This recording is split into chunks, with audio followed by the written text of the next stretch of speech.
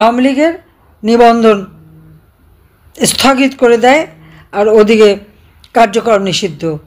আওয়ামী লীগ ভেসে আসা রাজনীতি দল না, আর একটা অবৈধভাবে ক্ষমতা দখলকারী কি হুকুম দিল সেই হুকুম মানা আওয়ামী লীগের দায়িত্ব না। আওয়ামী লীগ জনগণের সংগঠন, জনগণের ভোটে নির্বাচিত, আমরা জনপ্রতিনিধি।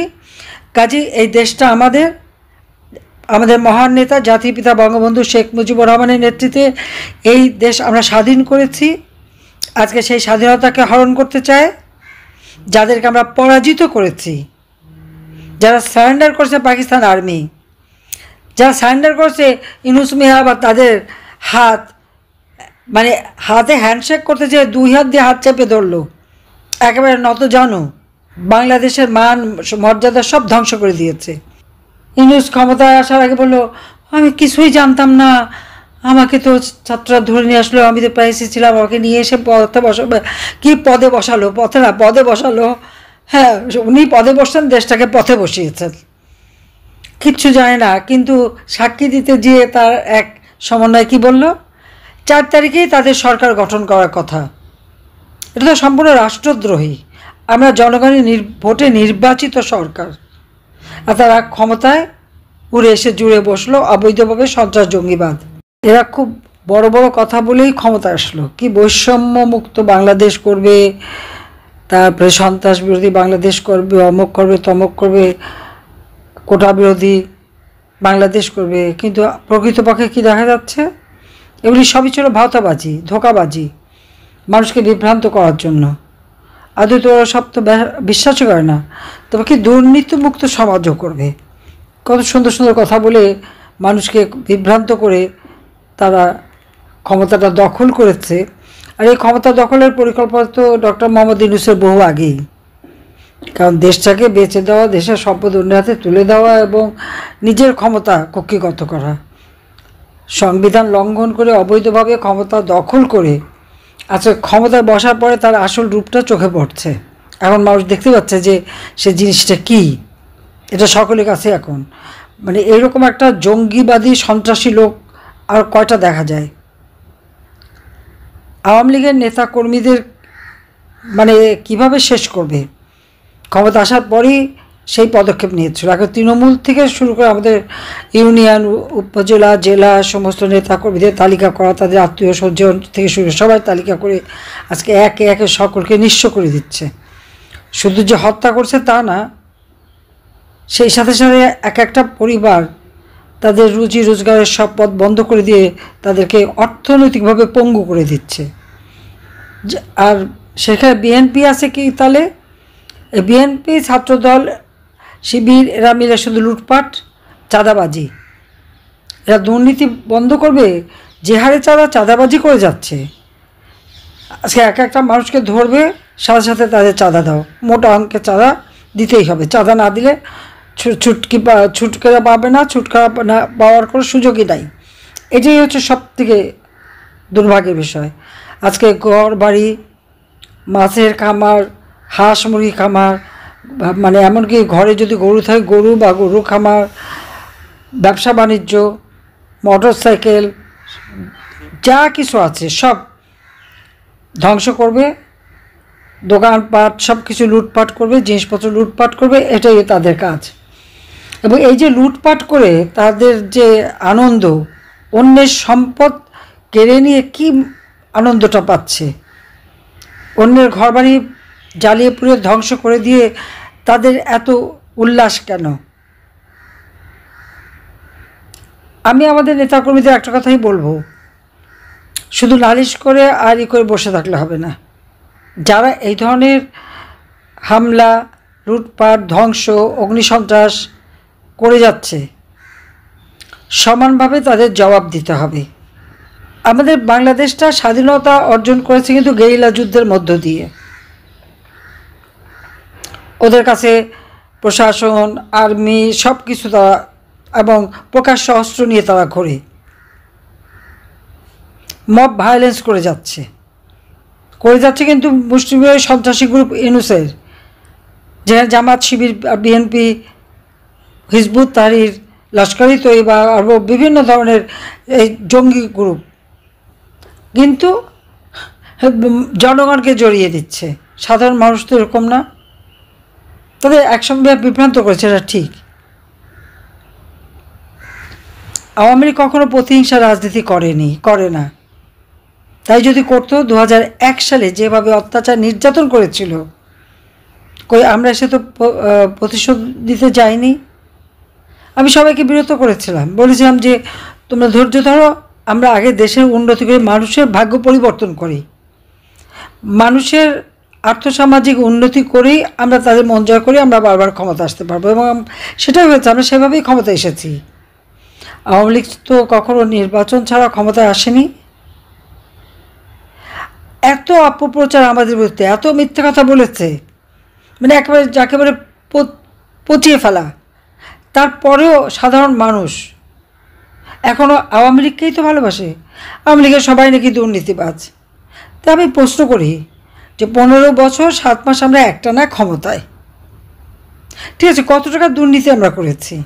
আমি নাকি টাকা পাচার করেছি, কোথায় পাচার করলাম সেটা কি খুঁজে পেয়েছে, বের করতে পেরেছে, পর্যন্ত বলতে পেরেছে? আমরা কেন করতে যাব? আমার দেশের সম্পদ দেশে থাকবে, দেশের মানুষের জন্য, মানুষের কল্যাণে কাজ করব। আমরা টাকা পাচার করে কি করব? কিন্তু মিথ্যা অপবাদ সব জায়গায় ছড়িয়ে বেড়াচ্ছে, কিন্তু আজ পর্যন্ত তো একটাও দেখাতে পারলো না।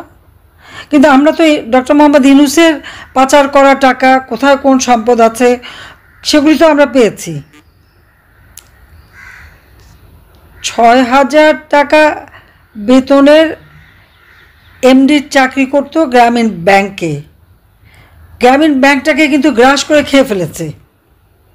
ভাবনা যে এটা তার সম্পদ, তার পৈতৃক সম্পদ।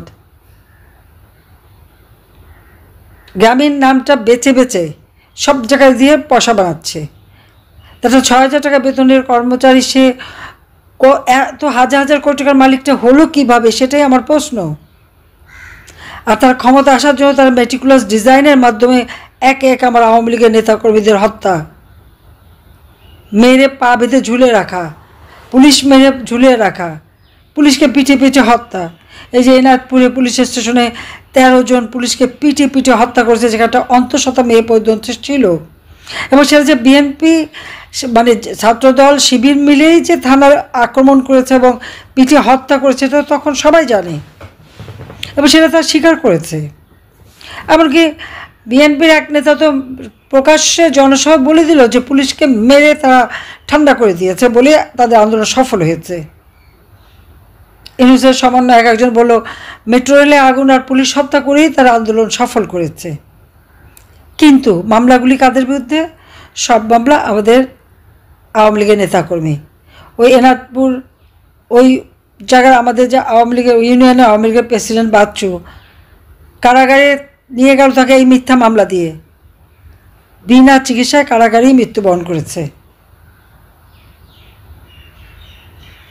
এ পর্যন্ত আওয়ামী লীগের কতজন এভাবে কারাগারে নিহত হয়েছে, তাদেরকে হত্যা করেছে। আজকে সবথেকে মানে এটাই কষ্টকর, আমাদের আওয়ামী লীগ, যুবলীগ, ছাত্রলীগ মিলে প্রায় 32 জনের মতো কারাগারেই তারা মারা গেছে বিনা চিকিৎসায়। এবং এখনও যারা জেলখানায় তাদের উপর চরম অত্যাচার করে যাচ্ছে।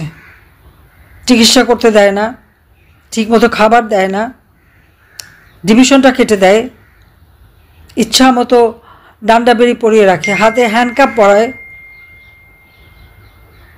এমনকি সেলের মধ্যে ফেলে রাখে, দাগি আসামিদের সাথে রাখে, তারা তাদেরকে অত্যাচার করে। কি ছেলে কি মেয়ে, আমাদের আওয়ামী লীগের অনেক এবং যুব মহিলা লীগের বহু নেতাকর্মী তাদের উপর এই অত্যাচার নির্যাতন চালিয়েই যাচ্ছে।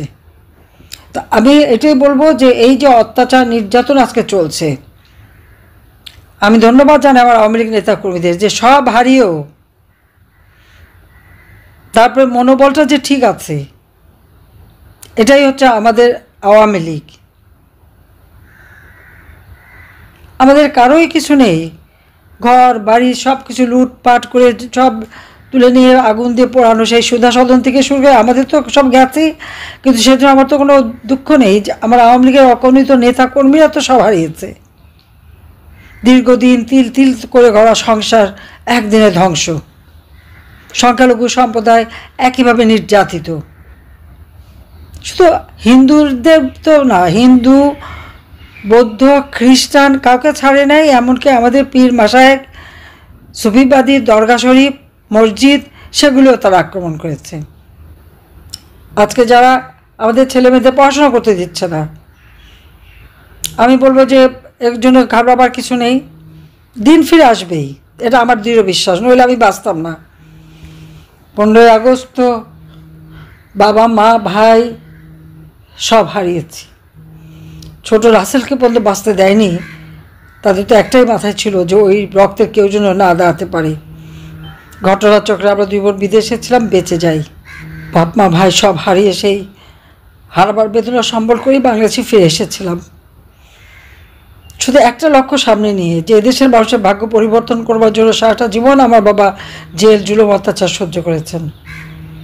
দুঃখী মানুষের মুখে তিনি হাসি ফোটাতে চেয়েছিলেন, মানুষের জীবনমান উন্নত করতে চেয়েছিলেন, দেশের স্বাধীনতা সুফল যেন মানুষের ঘরে পৌঁছে সেই ব্যবস্থা করতে চেয়েছিলেন। আমি তো সেটা করে দিয়েছিলাম।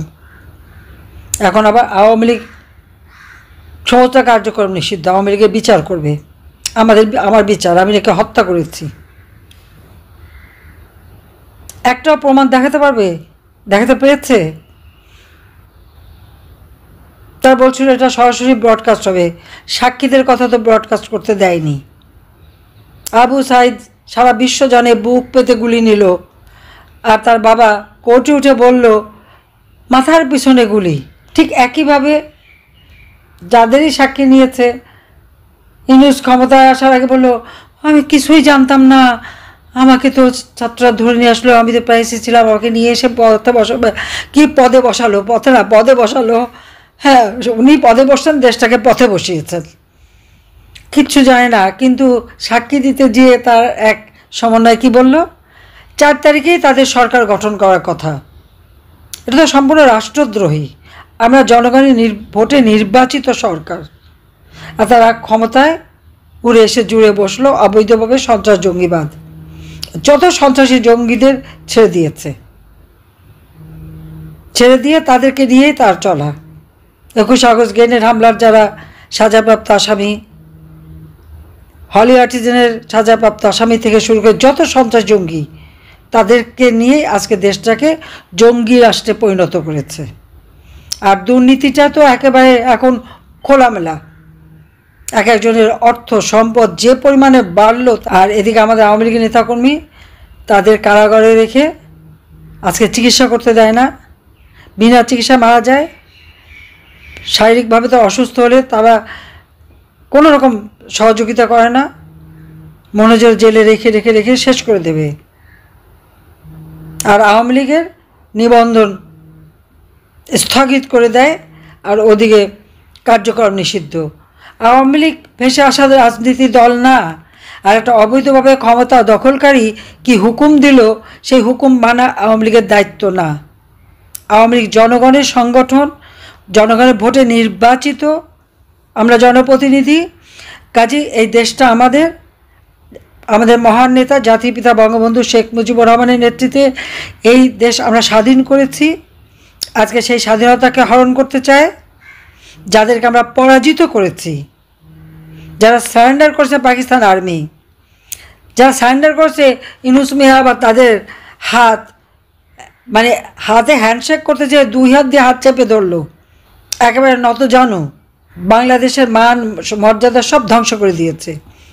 যে বাংলাদেশ বিশ্বে উন্নয়নের রোল মডেল, উন্নয়নের বিষয়, সেই বাংলাদেশে আজকে দারিদ্র্যের হার বেড়ে গেছে, অতি দারিদ্র্যের হার বেড়ে গেছে, খাদ্য নিরাপত্তা নাই, খাদ্যের অভাব, চাল ডাল তেল সব কিছু জিনিসের দাম বেড়ে গেছে। সব নাকি সস্তায় খাওয়াবে, কোথায় সস্তা? কৃষক উৎপাদিত পণ্যের দাম পায় না, সারের মধ্যে ভেজাল। এই গোবিন্দগঞ্জেরই তো মহিমাগঞ্জে সারের আন্দোলন, সার চেয়ে আন্দোলন করতে যে খালেদা জিয়ার আমলে গুলি খেয়ে আমাদের কৃষক মারা গিয়েছিল। আমি নিজে এসেছিলাম, সেই জায়গায় ছুটে গিয়েছিলাম, মনে আছে সবার। কাজে আজকে এই অবস্থার থেকে আমাদেরকে দেশের মানুষকে রক্ষা করতে হবে। ওই আমার গরিব চাষি, তাদের জন্য কৃষি উপকরণ আবার তারা ন্যায্য মূল্যে পায়, ইনশাআল্লাহ সেই ব্যবস্থা আমরা করব। শ্রমিক আজকে কাজ পায় না, একটার পর একটা ইন্ডাস্ট্রি বন্ধ, গার্মেন্ট ইন্ডাস্ট্রি বন্ধ, মহিলা শ্রমিক থেকে শুরু করে শ্রমিকরা চাকরি হারিয়েছে। আবার আমরা ইন্ডাস্ট্রি গড়ে তুলব, তাদের কর্মসংস্থানের ব্যবস্থা করব। ছাত্রছাত্রীদের একটা বছর 2টা বছর হয়তো নষ্ট হচ্ছে, এতে কিচ্ছু আসা যায় না। আবার তারা পড়াশোনা করবে, প্রত্যেকের সমস্ত সন্তানরা আপনাদের বলবেন পড়াশোনা করবে। ডিগ্রি কেড়ে নিয়েছে যারা, তারা ডিগ্রি ফেরত পাবে, তাদের পড়াশোনার সুন্দর ব্যবস্থা আমরা করে দেব। আর যারা এইভাবে নির্যাতন করেছে, শিক্ষকদের অপমান করা, প্রধান বিচারপতিকে অপমান করা, সমস্ত বাংলাদেশটাকে ধ্বংসের দিকে নিয়ে যাওয়া এবং বঙ্গবন্ধুকে অবমাননা শুধু করে না, সেই স্মৃতি জাদুঘর ধ্বংস করে দেওয়া, প্রত্যেকটারই হিসাব হবে। আমরা প্রতিশোধ নিই না, প্রতিহিংসা রাজনীতি করি না, কিন্তু ন্যায় বিচার যাতে হয় তার ব্যবস্থা অবশ্যই আমরা করব। আমরা আইনগতভাবে বিচার করেছি, দায় মুক্তি দিলেই দায় মুক্তি হয় না। 15ই জুলাই থেকে যারা হত্যাকাণ্ড, যারা অগ্নিসন্ত্রাস করেছে তাদের দায় মুক্তি দিয়েছে ইউনূস, আর মামলা দিয়েছে আওয়ামী লীগের বিরুদ্ধে, একটা মিথ্যা বানোয়ার মামলা। আমাদের মিথ্যা বানোয়ার দেওয়া লাগবে না, এই সব কটাকে একেবারে আইনের আওতায় এনে সকলের বিচার আমরা করব। এবং যারা আজকে আপনজন হারিয়েছে, স্বজন হারিয়েছে, সম্পদ হারিয়েছে, প্রত্যেকে যেন ন্যায় বিচার পায় সেটা আমরা নিশ্চিত করব। আমরা আইনের পথেই থাকি, ন্যায়ের পথে থাকি, আর ন্যায়ের পথে থেকেই কিন্তু বিচার করা যায়। 15 আগস্ট খুনিদের বিচার করেছি, যুদ্ধাপরাধীদের বিচার করেছি, আজকে যারা এই হত্যাকাণ্ড ঘটেছে তাদেরও বিচার আমরা একেবারে আইন আদালতের মাধ্যমে আমাদের বিচার হবে, সেটা আমরা করতে পারবো। আর যারা আজকে আপনজন হারিয়েছেন, সম্পদ হারিয়েছেন, তারাও একটু হিসাব রাখেন কারা কারা করেছে, দিন আসলে যেন সময় বেশি না লাগে, এগুলিকে যেন আমরা কাঠগড়ায় দাঁড় করাতে পারি। ইনশাআল্লাহ জয় জনতার হবেই, কারণ আমরা জনগণের শক্তিতে বিশ্বাস করি, জনগণই আমাদের একমাত্র শক্তি। আর আমার হারাবার তো কিছু নেই, মা বাবা ভাই সব হারিয়েছি, আর কোনো সম্পদ মধ্যে নাই, তাও শেষ। আমি বেঁচে আছি শুধু বাংলাদেশের মানুষের জন্য। আল্লাহ রাব্বুল আলামিন বারবার আমাকে বাঁচিয়ে রাখেন, তারপরে একটা কাজ দেয়, নিশ্চয়ই সেই কাজটা হবে বাংলাদেশের, আবার বাংলাদেশকে উন্নত করে সেই 2041 সালের স্মার্ট বাংলাদেশ ইনশাআল্লাহ আমরা গড়ে তুলব। জয় বাংলা স্লোগানে সারা বাংলাদেশ মুখরিত হবে, জয় বাংলার পতাকা উত্তোলন হবে। আর এই সমস্ত সন্ত্রাসী জঙ্গি এদের শাস্তি হবে।